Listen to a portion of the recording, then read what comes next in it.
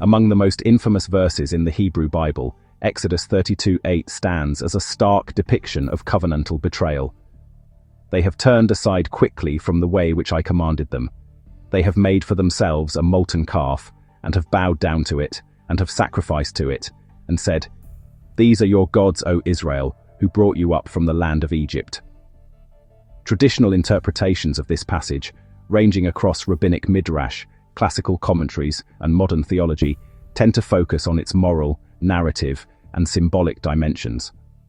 The Talmud sees the golden calf as Israel's greatest sin, yet also as a providential error that enables divine mercy to be revealed through Moses' intercession. Rashi insists that the sin was incited by the Erev Rav, or mixed multitude, not the Israelites themselves, mitigating national guilt. Nachmanides interprets the calf not as a rejection of God, but as a misguided attempt to replace Moses' intermediary role with something tangible. Modern theologians from Buber to Heschel have used the episode as a cautionary tale about the dangers of reducing the divine to image, form, or ideology. All of these readings treat Exodus 32:8 as a turning point, a moment in which Israel's newly formed covenant collapses under the weight of human impatience, anxiety, or misapprehension. In doing so, they address the ethical, psychological, and theological implications of the event. They focus on the calf as object, on worship as act, and on God as betrayed party. But what these traditional readings often pass over, because they are oriented toward meaning rather than mechanism, is the structure of the verse itself. That is, they focus on what the people did, but not how the verse encodes what made that doing possible.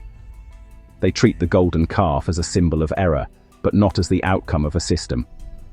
What emerges from such readings is a vision of Israel as failing suddenly and dramatically, falling from Sinai into sin. But the verse itself suggests something more subtle, more structural, and perhaps more disturbing. It is not the sin alone that is revealed here.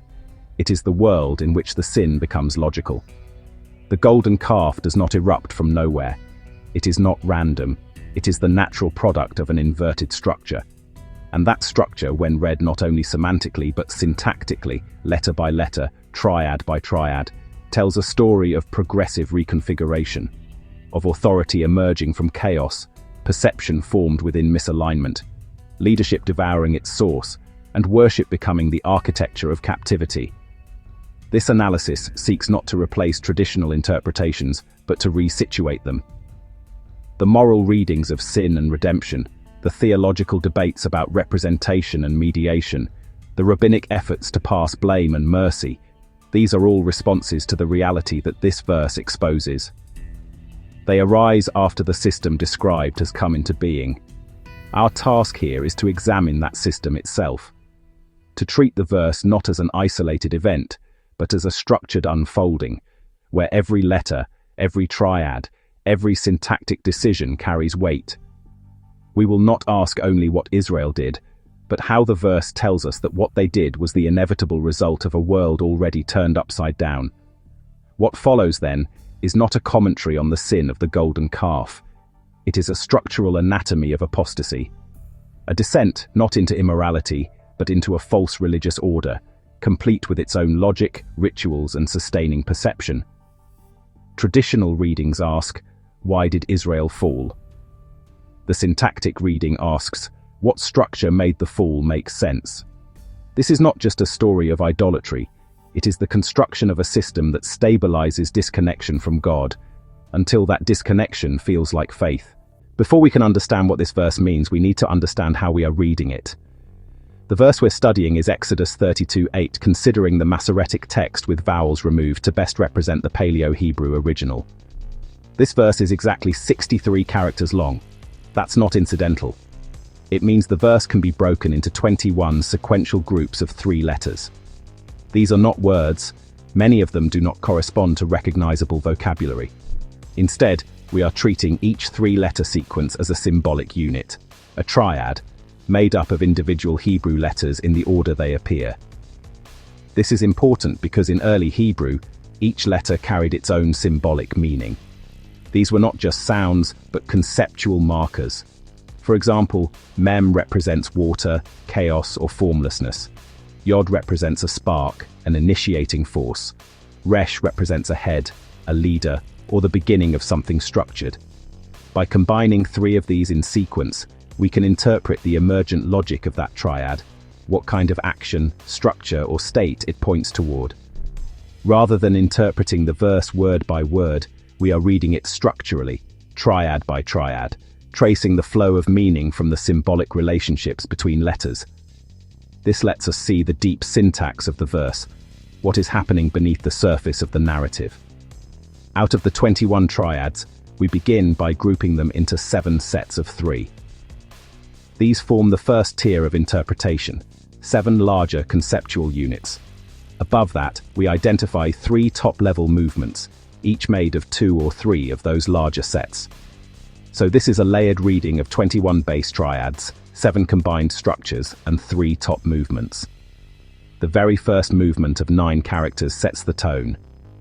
It is the groundwork on which everything else depends. The first movement of the verse does not describe sin, rebellion, or even idolatry. It describes the conditions that make those things inevitable. What we find is not a decision to turn from God, but a reversal in the structure of reality itself, a system already operating on inverted logic before any overt act takes place. In this initial set of triads, we see authority forming, not from divine command or revelation, but from primordial chaos. The origin of leadership is not upward, from God to people, but upward from disorder. That leadership, though still active and energetic, is already misaligned, drawn away from the divine source it should reflect. And perception, which should respond to revelation, becomes shaped by what it is attached to, a vessel already formed by instability. The result is not lawlessness. The system works, but it works in reverse. Authority emerges, direction follows, vision responds. But none of it is anchored in the divine. Before the golden calf appears, before worship is redirected, the people are already caught in a functioning structure of disobedience. That is the real danger.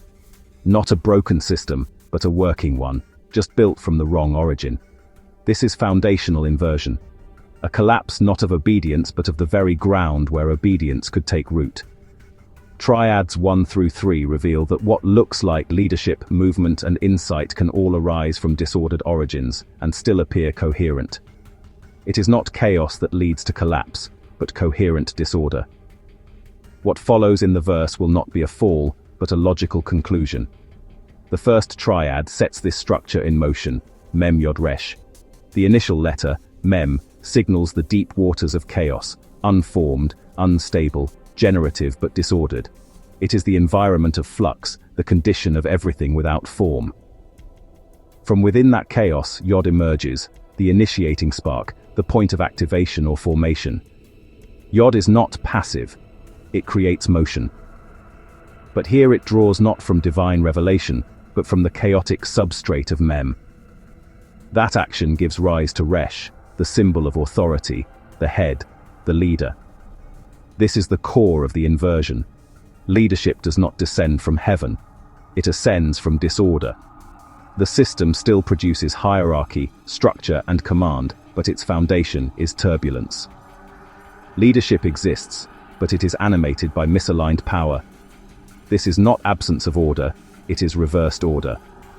The second triad reinforces this reversal. Tzadeh Resh Aleph. Tzadeh often represents pursuit or striving, movement toward a goal. It gives energy and direction. But what it energizes here is Resh, the same symbol of leadership, now occupying the center position. This places authority in a dynamic role, but not necessarily in a righteous one. The movement of Tzadeh is not directed toward Aleph, the divine source, which stands at the end of the triad. Instead, Aleph appears as the unreceived goal, a presence that is structurally unreachable. Authority is animated, but its striving is misdirected. There is pursuit, but not of God. Aleph remains, but disconnected.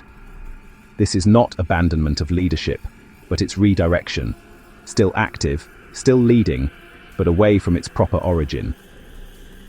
The third triad reveals the consequence of this misdirected structure as it arrives at perception, Kaf Vav Ayin. Kaf, the container or vessel, shapes what is held within it. It represents form, structure, the shaping influence. Vav, the connector, binds elements together, forming continuity or dependence. Ayin, the eye, represents perception, not just vision, but interpretive awareness. In this sequence, Ayin does not perceive freely. It is shaped by the structure that precedes it. It is bound, Vav, to a form, Kaf, that emerged downstream from chaos and misdirected authority. As a result, perception still functions, but it does so through a lens already malformed.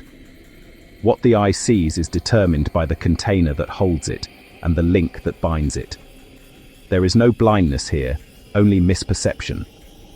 The people are not in the dark, they see, but what they see is shaped by a structure that never received light in the first place. These three triads together form more than a preamble. They are the systemic core of the fall. Authority generated from chaos, leadership that moves but moves away from the divine, perception shaped by false containment and binding. None of this is the golden calf. But all of it makes the golden calf necessary. The sin is not spontaneous. It emerges naturally from a system already inwardly overturned. The people do not turn from God in a moment. They do so as the consequence of a structure already reconfigured at the root. This is apostasy as architecture. Before the command is broken, the world in which that command could matter has already been inverted. What follows in the verse will not be deviations from a stable order, but the unfolding of a logic already embedded in the structure. Each subsequent triad will not introduce a new error, but amplify the consequences of this initial inversion. There is no turning point ahead, only revelation of what was already set in motion. From here on, we trace not a fall from grace, but the construction of an alternative system, coherent, ritualized, and ultimately sealed in captivity.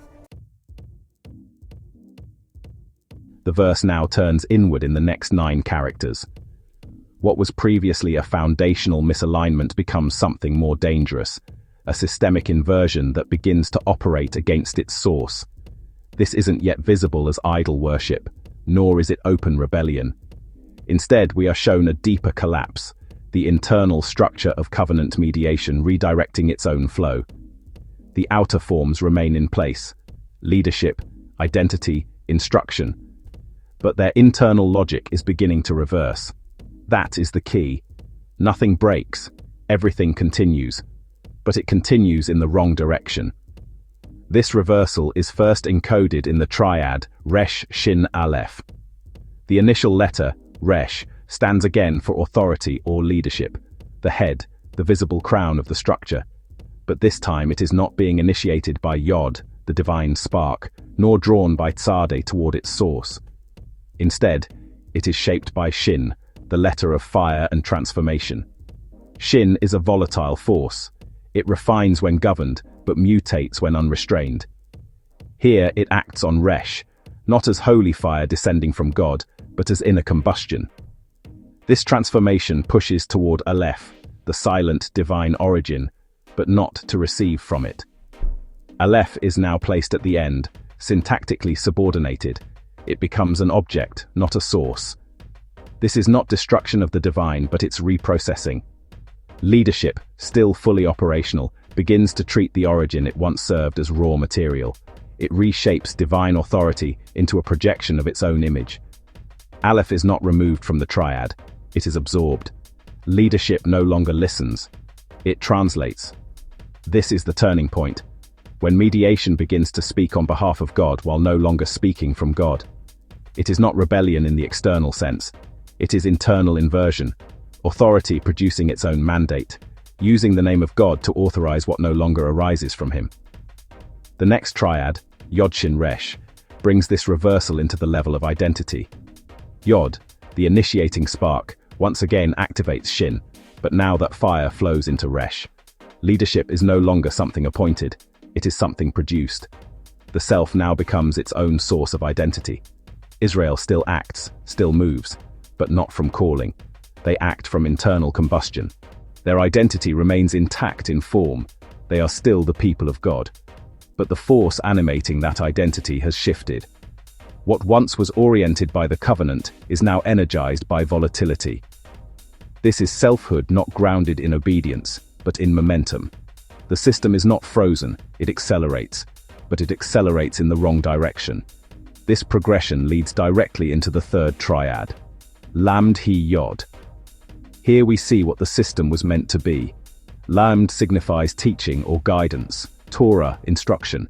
It leads into He, the breath, revelation, spirit, and ends in Yod, action or actualization. This is the ideal flow. Instruction becomes spirit, spirit becomes deed. The triad encodes the movement from divine word to human response. But placed after the previous triads, it now reads as tragic contrast. The form is unbroken, but its content is lost. Teaching continues, but its breath is gone. Action follows, but it no longer channels revelation. The pattern of obedience remains, but the animating source has been replaced. Mediation still functions, but it carries nothing through. These three triads together mark a shift from misalignment to inversion. In the first movement of the verse, the system was born from instability. Here, it stabilizes, but with reversed current. Authority still speaks, identity still burns, instruction still guides. But none of it is rooted in reception. The divine is not denied, it is redirected. The people are not turning their backs on God. They are turning toward Him with forms and structures still intact, but with their internal logic flipped. Revelation has been replaced by projection. Calling has become reaction. The covenant has not been broken in word or ritual, but its inner channel has gone dark. This is what it means for mediation to collapse. Not that it disappears, but that it becomes self-referential. The same words are spoken, the same forms are followed, but the source no longer flows through them. From this point forward, idolatry is no longer an act of rejection. It is a continuation of worship, just structured around a different current. The golden calf will not appear as a contradiction of the system. It will appear as its fulfillment. At this stage in the verse, the narrative reveals not collapse, but imitation. What had been a failure of origin and mediation now becomes a performance, one that looks like worship, sounds like devotion, but no longer draws breath from the divine. The people are not falling into chaos. They are building something that works. The structure functions. The rituals take form. The error is no longer visible in behavior, it is embedded in intention and source. This is the most dangerous phase, when disobedience is not expressed through rebellion, but through reverent imitation of holiness, turned inward. The triad, Aleph, Lamed. He is the hinge. It does not describe what the people do, but what they no longer do. Aleph is the source. God as origin, presence and grounding. Lamed is instruction, the channel of teaching, command, and direction from source to follower. He is breath, the expression of that teaching as revelation, spirit, or life force. Together, these three encode the essential pattern of covenantal life. Divine presence, channeled through law, expressed through spirit. But here, the triad stands not as reality, but as absence. It is not enacted, it is not lived. It is a template now uninhabited, a frame left behind. Its position in the verse shows us what should be, so that we might recognize the full extent of its distortion. That distortion begins with Yod Aleph Mem. Yod, the initiating spark, the first act, is still present. Israel still acts, still moves, still sacrifices. But it initiates not from breath, He, not from instruction, Lamed, not even from true origin, Aleph as source, but from its own motion. Aleph now appears not as source but as symbol, an empty invocation, a name spoken without presence behind it. And this leads directly to Mem, chaos. Not wild chaos, but structured disorder, a mimicked order with no living root. What we are shown is a syntactic mockery of divine procession, action, Yod, pretending to emerge from divinity, Aleph, but actually descending into confusion, Mem. This is what it looks like when worship speaks the name of God but follows no breath. The form remains. The current has stopped. The next triad, Yod Zayin Bet, shows what this false current produces. Yod once more begins the motion. The people act. They move. They bring offerings.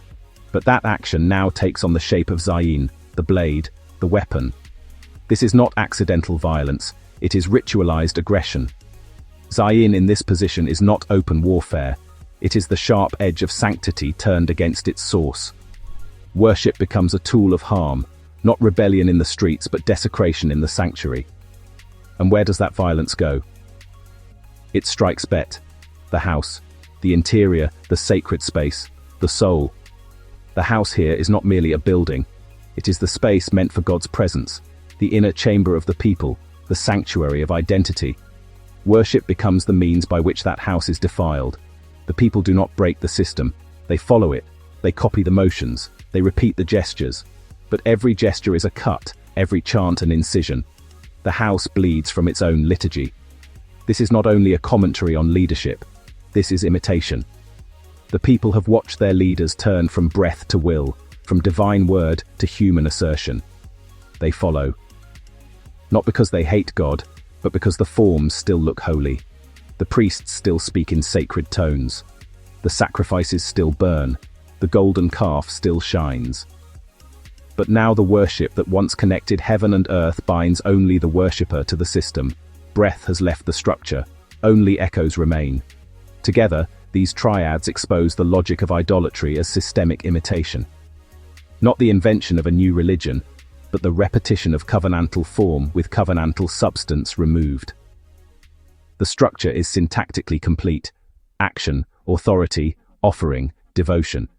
But each part operates without breath, without spirit, without revelation. What remains is a full, liturgical parody of Sinai, an anti-revelation. This is not rebellion. It is worship so faithful to form that its falseness is invisible. Worship that kills not because it is wild, but because it is accurate without soul.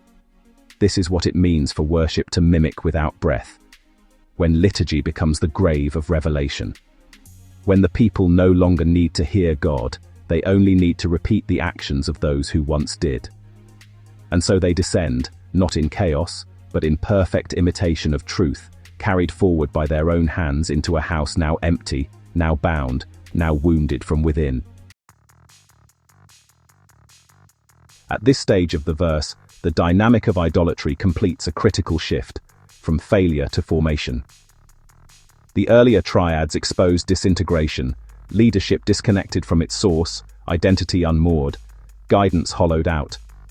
But now, that instability gives way to order. Not true divine order, but an internally consistent, self-sustaining counterfeit. The system no longer strains under misalignment. It no longer even registers it. The very dislocation that once fractured covenantal flow has now been incorporated into a functioning, reproducible logic. This is not rebellion in the wilderness, it is institution. The triad Vav Lamed Vav reveals the core architecture of this new regime: recursion. Vav, the hook or connector, appears at both the beginning and the end, enclosing Lamed, the guide, the shepherd, the letter of instruction. What should have been an open system, in which instruction, Lamed, channels divine revelation outward, is now a closed loop. Vav connects back onto itself, and Lamed mediates not between heaven and earth, but between one point of closure and another. The structure of leadership is intact, but its direction is reversed. Instead of receiving from above and leading toward transcendence, it now reinforces what is already inside. This is the blueprint of self-enclosed spiritual systems. They do not declare independence from God, they simply stop listening. Guidance continues, but it flows nowhere. It teaches nothing new. It sanctifies the system itself.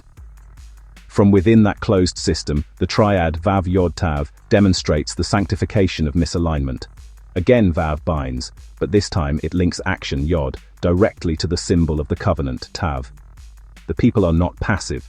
They act. They bind. They mark themselves. But the question is not whether they perform ritual, it is what those rituals now serve. Tav here no longer seals a divine command. It authenticates a human project. The gestures of covenant are all present, joining, doing, affirming. But the covenantal partner is missing. Sinai's symbols have been co-opted, pressed into service for an alternate object of worship. The people do not abandon the shape of holiness, they reassign it. The grammar of faith remains, but the referent has shifted. This is not heresy through subtraction. It is heresy through misapplication, ritual structure in service of false center. That false center is then stabilized in the triad Mem Samek Kaf. Mem, the letter of waters, of formlessness and primal unrest, now rests not in turbulence, but in support, Samek, and containment, Kaf. Chaos has been shaped. Disorder has been granted structure. The molten force that once threatened the system is now encased within liturgical form. It looks safe, it feels stable. But what is being stabilized is not truth, it is distortion. This is the triumph of idolatry, not its energy, but its architecture. False worship is no longer a moment of frenzy, it is a built environment. A sanctuary, a tabernacle, a space that functions. The very chaos that once tore covenant apart has now become the hidden engine of a coherent order. And the people, far from resisting it, dwell in it with comfort. These triads together describe a turning point. Not from sin to judgment, but from distortion to durability. The people no longer occupy a broken system, they inhabit a false one that works. The earlier disorientation has been smoothed over by repetition. The misalignment of leadership and perception has calcified into institution. Worship no longer aims upward, it loops back into the structure that produces it. The rituals continue, the objects are present, the language remains, but God is no longer the referent. Instead, the system has become its own source of meaning. This is not anarchy, it is liturgical inversion. The false tabernacle is complete, not as a chaotic outburst, but as an enduring replacement. The calf is not an aberration, it is the new center, a golden image, encased in order, sanctified by action, sealed by repetition. And the people are not deceived in the usual sense, they are devout, they are faithful. But their fidelity serves a closed world. This is the deepest danger of institutionalized apostasy. It convinces its participants that nothing is wrong. The more stable it becomes, the harder it is to disrupt, because disruption now looks like sacrilege. The original architecture, origin, instruction, breath, is not openly opposed. It is simply forgotten, overwritten by a logic that mimics it in every visible way, while inverting it at every point of contact. The fall here is not a collapse, it is a construction, a counterfeit cosmos, a system that worships stability itself and calls it God. With the false system now stabilized, its deeper consequence begins to emerge, the recentering of human perception around new criteria of truth. In the earlier stages, leadership collapsed and mediation failed. The people built a structure disconnected from God, but structured nonetheless. That is the danger. Because where there is structure, there is measurement. And where there is measurement, there is value. Once the system becomes self-sustaining, it also becomes self-validating. Worship continues, but its orientation shifts. Revelation no longer defines what is sacred. The system itself begins to decide. This is where desire enters, not simply as craving, but as the metric of meaning.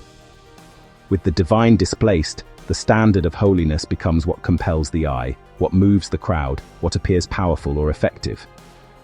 The golden calf succeeds not because it reflects God, but because it reflects the people back to themselves, magnified, molten, glorious. The idol becomes the mirror, and perception, no longer shaped by divine speech, begins to shape itself according to spectacle. The triad, Ayin Gimel Lamed, captures this inversion. Ayin, the eye, initiates the movement, sight leads. But what it sees is not passive, it is animated by Gimel, movement, propulsion, force. This is not contemplative vision, it is stimulated vision. The image does not just appear, it performs, it dazzles. and this movement overtakes lamed, instruction. Rather than perception being shaped by teaching, teaching is now shaped by what perception finds compelling. Leadership bends toward what is seen, not what is true. The visual economy has replaced the spiritual one. The people are no longer taught, they are entertained. This spectacle displaces breath in the next triad, lamd he mem. Lamd instruction is still nominally present. He, the breath of God, still enters the system. But instead of moving into purpose, it dissolves into mem, the waters of chaos. Revelation is no longer refused, it is received and disfigured. It enters, but does not clarify. It fills the space but cannot orient. The system can no longer metabolize divine presence. Breath becomes noise. The voice of God does not vanish. It is heard, but unprocessed, destabilizing. Leadership continues to act, but it transmits confusion. The message arrives garbled. The system speaks, but what it says cannot save. Finally, Sinai Lamed locks the new order in place. Shin, fire and transformation takes primacy. It overtakes ayin, perception, and reconfigures it, not as sight, but as hunger. The eye now sees what it wants, and wants what it sees. Perception becomes appetite, and lamed, once a vector of the divine word, emerges from that desire. Instruction is no longer passed down. It is fabricated from the ground up. It teaches not what is true, but what pleases. In this configuration, leadership becomes reactive, not revelatory. It tells people what they already want to hear, cloaked in the authority of tradition. Truth is remade in the image of preference, and preference is molded by what shines. Together, these triads expose the final consequence of institutionalized apostasy, the capture of perception itself. The system now has a logic, a language, a standard, and that standard is desire. Not desire for evil, but for affirmation, for spectacle, for what works. The golden calf is not defended as falsehood. It is embraced as effective. It draws the eye, unites the people, centers their rituals. It becomes sacred, not because it reveals God, but because it fulfills the system's internal expectations. Once the divine center is lost, people still worship, but now they worship what they can measure. This is not the loss of religion, it is its redefinition. Form remains, structure remains, but substance is gone.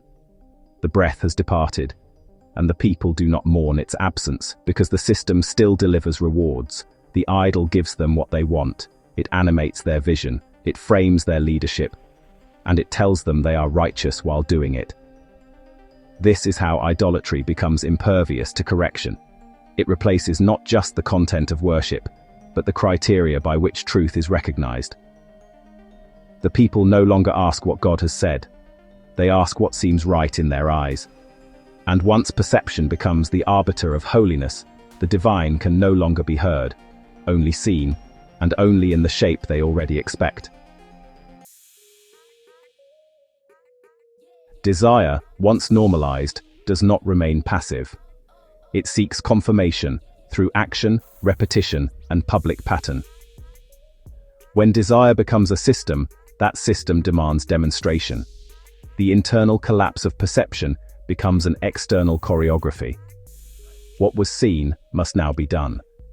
And what was once done instinctively is now enacted ritually. This movement shows how apostasy hardens into custom, not through rebellion, but through the faithful performance of a new order. The people are not simply lost, they are consistent. They do not abandon ritual, they repeat it, just with the referent reversed. The triad Tzadeh initiates this shift. Tzadeh, the figure of striving, of righteous pursuit, is still present, but its trajectory has changed. It now binds through Vav, the connector, into Yod, the deed. The people act, they move. But their movement is no longer ascent toward the divine, it is stabilized descent toward the idol. What was once hunger for God becomes energy redirected. The syntax does not remove the form of piety, it retains it. Sacrifices still happen, offerings are made, structure persists. But the axis is inverted. The covenantal engine has not broken, it has rerouted. That's why the system does not appear fallen. It appears devout. But its vector is wrong. This is how idolatry thrives. It does not require lawlessness. It requires loyalty to the wrong thing. False worship survives not by rejecting rituals, but by preserving them under new allegiances. The people still serve. They still gather. But the tzadi no longer bends toward the silent center. It circles back into the spectacle, the calf, the visible power they now trust. That action confirms desire. And repeated desire constructs doctrine. The calf becomes holy not by decree, but by repetition. The people worship it into sacredness.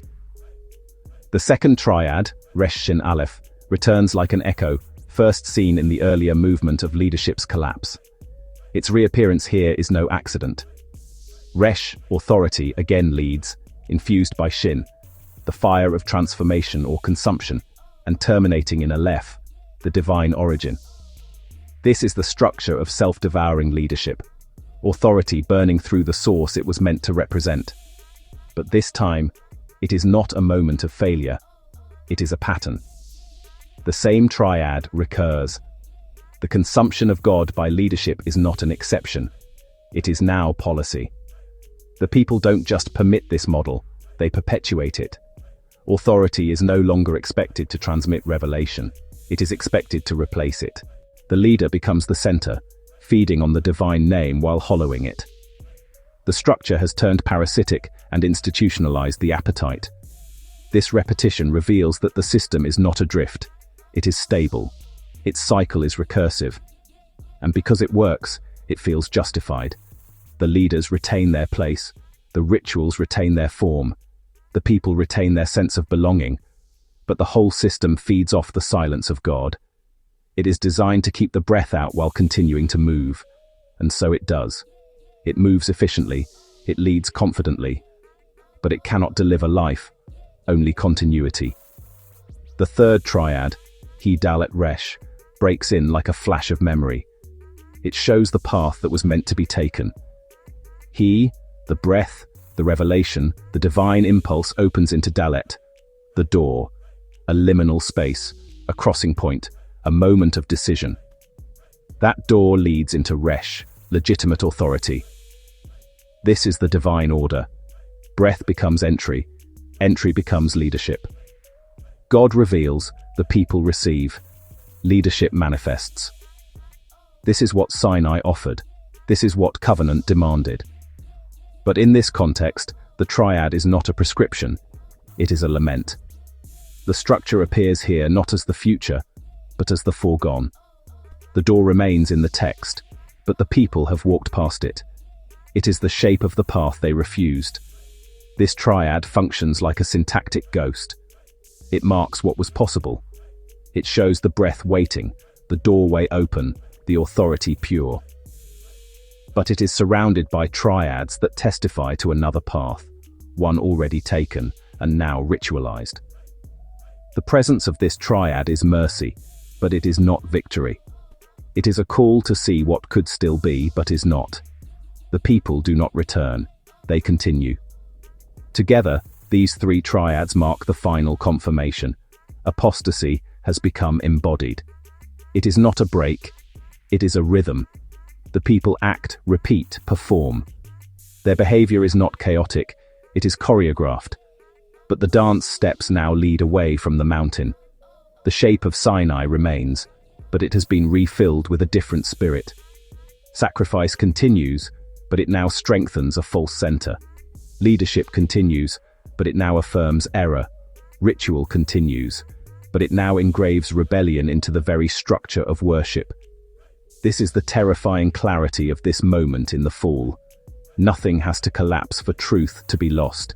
It only needs to be redirected. The people walk in the same shape, but the shape no longer carries breath.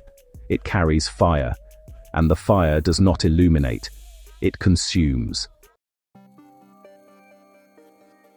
This final movement marks the embodiment of the fall. The system, once inverted, then institutionalized, now incarnates itself in a figure.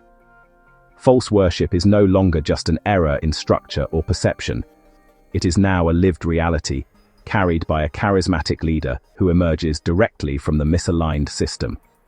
The people are not merely captivated by ritual, they are now following a human embodiment of the inversion. Worship, in this stage, doesn't only reinforce the system, it accelerates it. The golden calf is no longer just a symbol, it has become a throne. The triad Memnon initiates this final descent. Mem, the chaos at the root of the fall, is no longer a momentary lapse. It is the new foundation. Nun, the glyph of continuity and generational transmission, affirms this. Chaos has a future. Disorder isn't waiting to be corrected, it is being passed down, taught, normalized. The system that began in misperception now sustains itself through repetition and cultural inheritance. The people no longer experience their worship as deviation. They experience it as tradition. Their children will not need to rebel. They will simply continue. But this continuity requires a center, and Memhi-Resh provides it. Mem, again the deep, unstable matrix, is followed by He, the breath of life, now emerging not through divine channels but directly out of disorder. That breath animates Resh, the figure of rulership. This is the synthetic leader, born from chaos, legitimized by the appearance of inspiration, but structurally unmoored. He does not emerge from covenant, law, or tested service. He appears powerful because he moves. He speaks with fire, commands with breath, claims vision. And the people, shaped by a system that rewards spectacle over truth, follow. This is the charismatic authoritarian, not opposed to religion, but formed by its reversal. His authority is not imposed, it is desired. And in him, the people see the embodiment of their longing.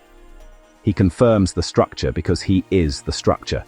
He doesn't break the system, he accelerates it. The final triad, Shin Resh Vav, reveals the cost. Shin, the flame of transformation, now fuels Resh, this central authority figure, whose rule becomes the locus of the people's devotion. Vav, the binding force, joins them permanently to this dynamic. Worship, once meant to open the soul toward transcendence, now fuses them to this worldly power. Sacrifice is still offered, but it no longer aims at God. It feeds the regime. Speech is still made sacred, but it now praises the order that replaced revelation. The people are not waiting for liberation. They believe they found it. And that belief is what traps them. Devotion has become adhesion. Worship has become glue. These three triads together complete the descent, not into chaos but into a functioning regime of false sacredness. The system doesn't break, it solidifies. It gains coherence, personality, hierarchy. The structure becomes self-sustaining because it is no longer abstract. It has a leader, a language, a logic. And that logic is sealed by worship. The people sing, sacrifice, obey. But every act draws them deeper into alignment with the inverse. This is not collapse, it is consummation. The system no longer imitates Sinai, it replaces it. The people are not disoriented, they are confident. The new authority reflects their desires, speaks their language, validates their rituals. And so they follow, not by force, but by adoration. The final tragedy is not that the people are wrong, it's that they are fulfilled. The fall is complete because the system now feels like home. And yet, the verse has not ended. The mountain still stands. The tablets still descend. The door remains, not within the system, but outside of it. What comes next in the text is not resolution from within, but interruption from above. Because left to itself, this structure will never correct. It does not collapse, it must be broken. Having traced the descent through the first 7 movements, we now reach a crucial point of consolidation. What began as a breakdown in foundations and unfolded through the collapse of mediation has culminated in the construction of an alternative structure. It is here, at the top of this arc, that we can finally see what the earlier triads have been forming. Not a scattered series of errors, but the systemic birth of an idolatrous order. Each of the first 3 triads contributes a layer to this construct. The first showed us inverted foundations, authority rising from chaos rather than being transmitted from the divine. In such a configuration, leadership still exists, but its roots are disordered, and its direction becomes disconnected from God.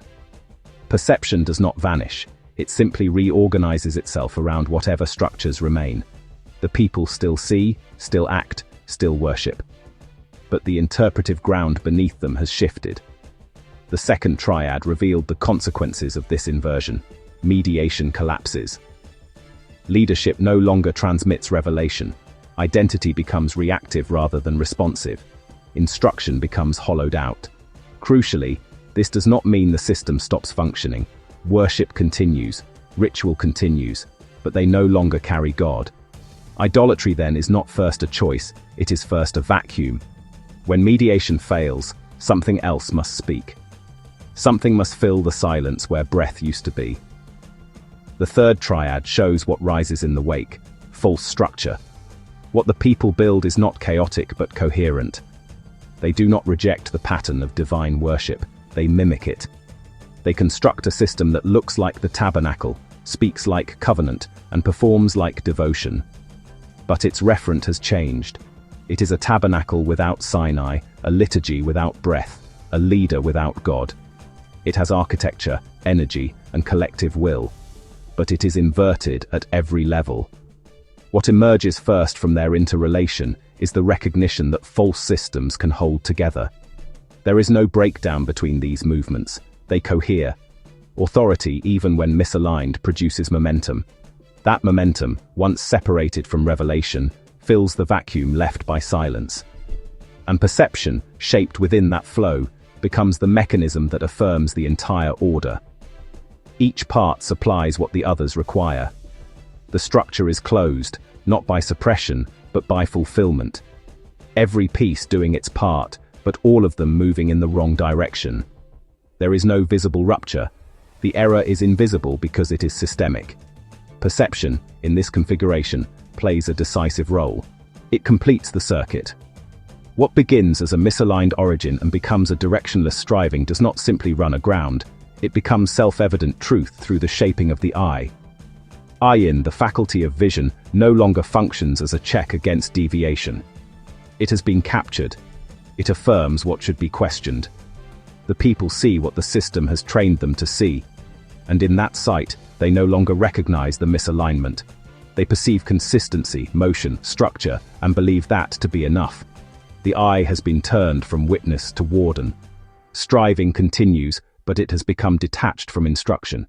It acts without listening.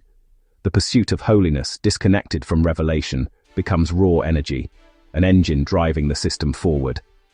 This is what gives the inversion its force. The people are not idle. They are deeply engaged. But their labor serves a structure that no longer mediates the divine. The more they commit, the more they deepen the misalignment. They are not rebelling. They are building, with urgency and devotion, toward the wrong end. At the center of this lies the figure of Resh. Its recurrence across the first two triads reveals that leadership has not disappeared.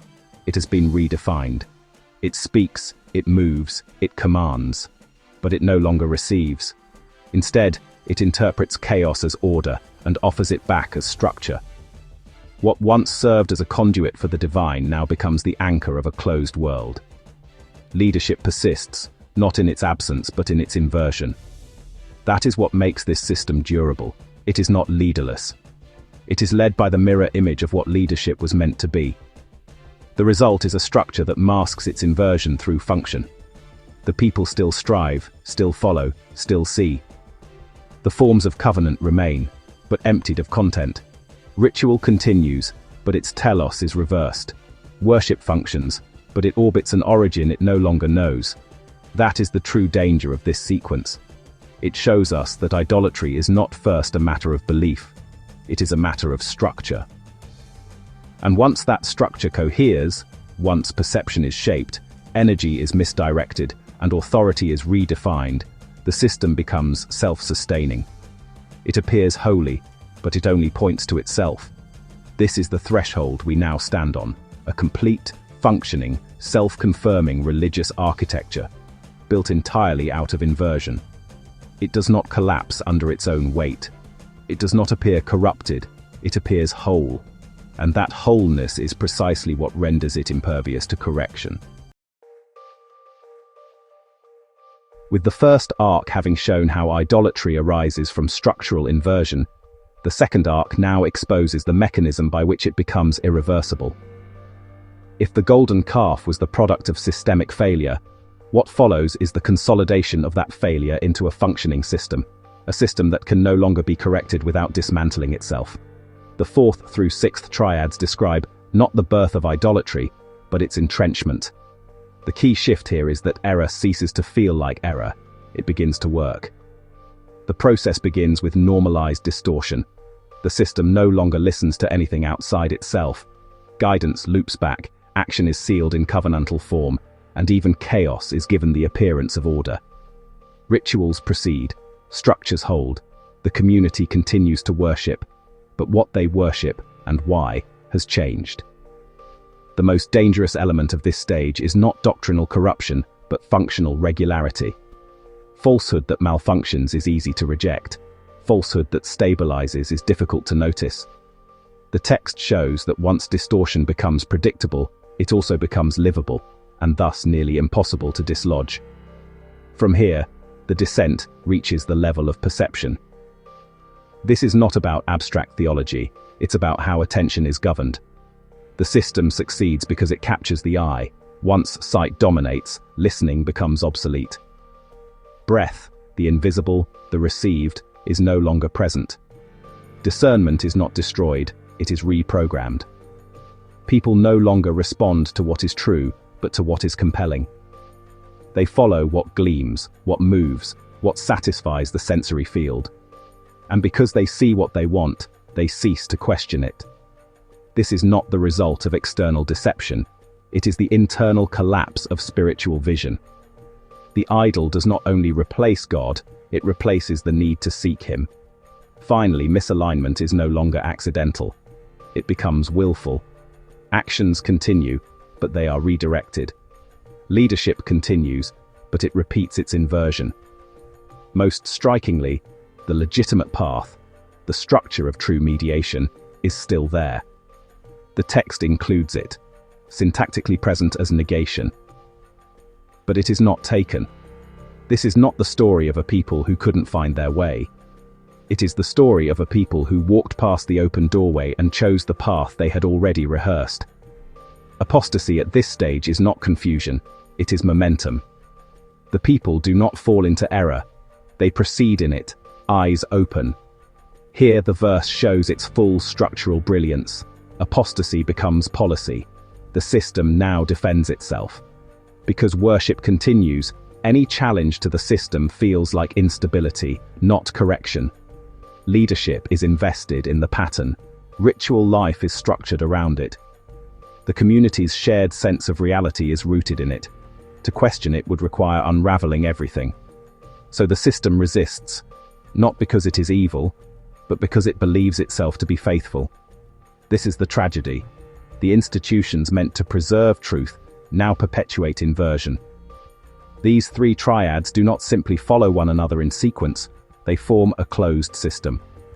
Each one generates the conditions that sustain the others. Authority that feeds on its own source, Resh Shin Aleph, sets the tone. Leadership no longer receives from the divine, but constructs legitimacy through appetite and spectacle. That distortion is not chaotic, it is structured. And its structure makes possible the emergence of a new identity, Yod Shin Resh, one not rooted in calling but in combustion. The people still act, but now they act as themselves, for themselves. Their sense of who they are becomes animated by energy rather than anchored in revelation. What follows from that is inevitable. Guidance does not cease, but it becomes empty, lamed Hiyod. It gestures toward law but no longer transmits it. It moves, but without breath. This is the hidden strength of the system, it holds together. Authority justifies identity. Identity energizes action. Action confirms authority. None of the parts question the others. Instead, each gives the others exactly what they need to persist. The distortion stabilizes not by removing structure, but by completing it in the wrong direction. That stability is what makes it so hard to correct. The people are not flailing, they are aligned, but to the wrong center. And the more the system coheres, the less visible its inversion becomes. This cohesion conceals its own emptiness.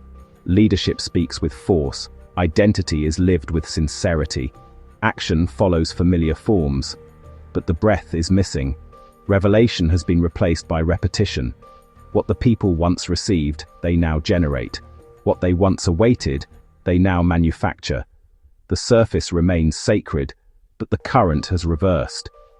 It is not that one part of the system failed, it is that all of it now functions together to maintain a reality that no longer points to God. This is what makes it so devastating, its success. The system works, and because it works, it cannot see why it must change.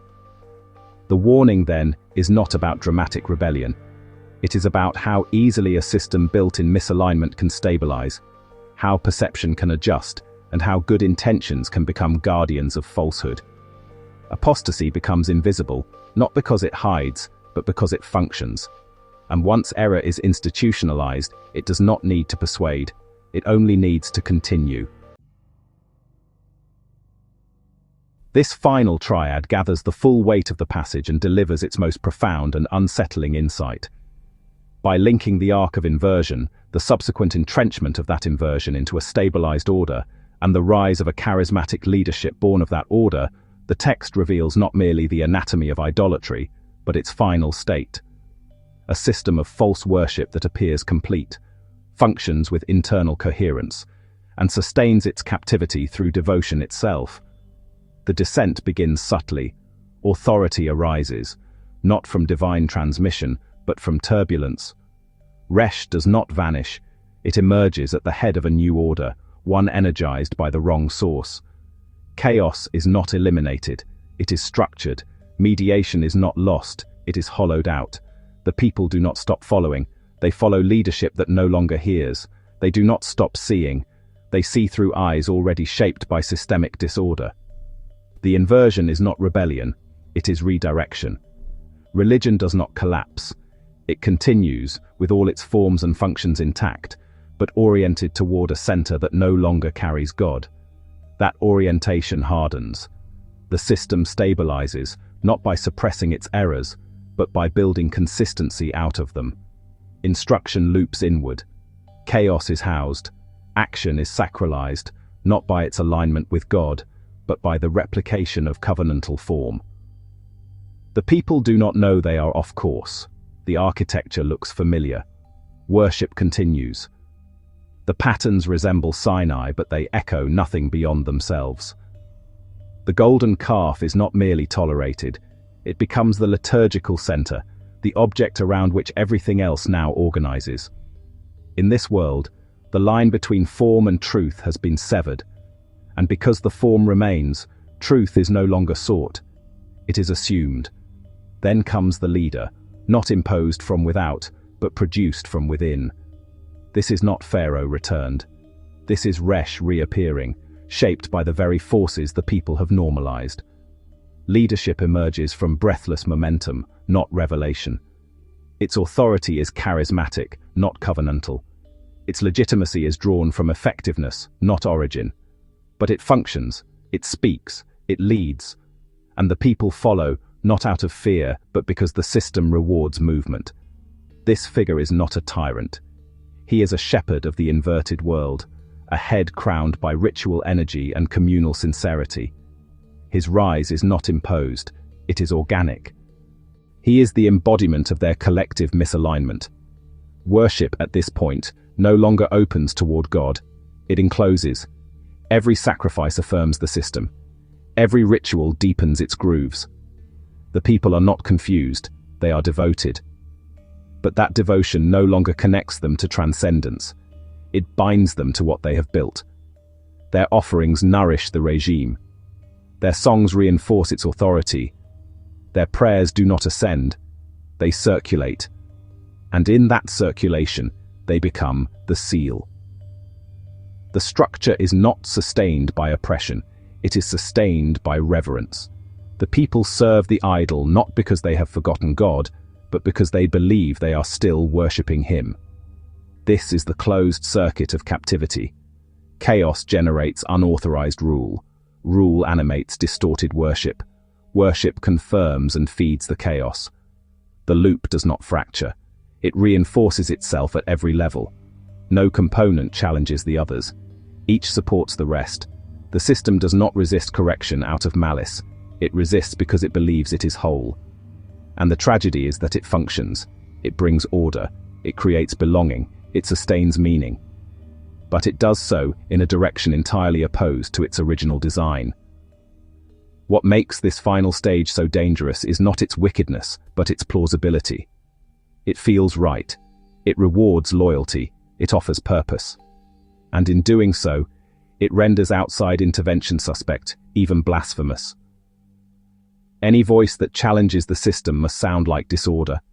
Any figure that calls for return must appear as threat. That is why interruption must come from outside the loop. Moses descends, not as a continuation, but as a rupture. The tablets shatter. The pattern breaks. And only in that break can return become thinkable again. The enduring warning of this sequence is that worship, untethered from breath, does not become empty. It becomes dangerous. It constructs meaning with its own hands, and then bows to what it has made. The people do not simply abandon God, they enthrone their own liturgical reflection. The idol is not a foreign god, it is the product of their own unchecked sanctity. And in that mirror, they lose the capacity to see the difference. Only a voice untouched by the system, a voice from the mountain, a voice not shaped by the calf, can name the inversion and call them back. Until then, the regime will feel holy, even as it enslaves.